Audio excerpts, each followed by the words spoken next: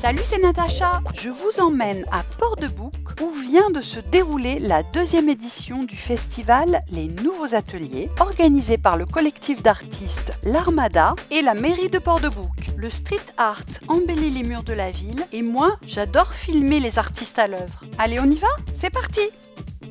Bonjour Héloïse. Bonjour Natacha, je suis une artiste anglaise et je vis à Barcelone. J'ai étudié la peinture réaliste à Barcelone.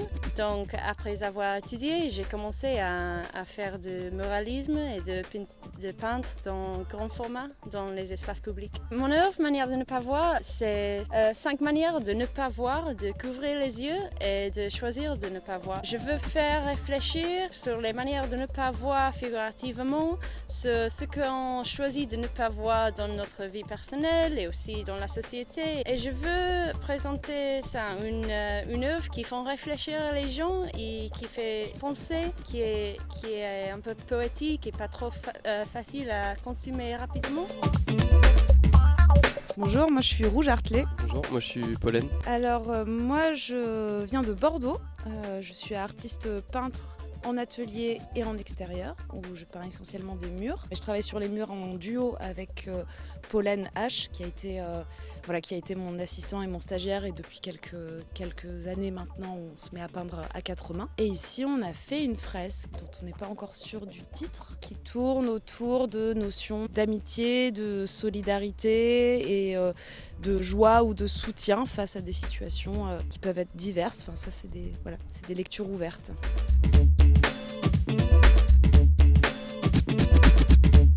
Bonjour Coma. Bonjour Natacha.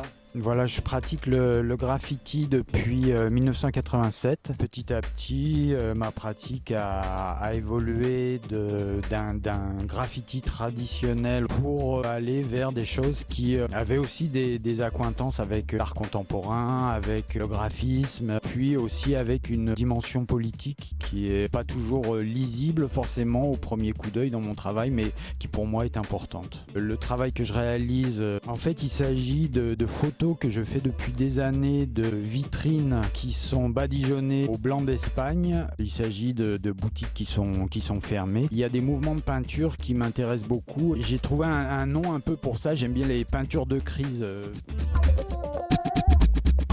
Bonjour Lek. Bonjour Natacha, on est Lek et Soad, donc un duo, ça fait 10 ans qu'on travaille ensemble. On s'est connus au travers d'un projet qui nous a permis d'être dans la continuité de travailler à deux. Et donc on a été invité ici pour justement travailler un peu sur le glitch, donc qui est plutôt des effets numériques qu'il peut y avoir quand on a une mauvaise connexion.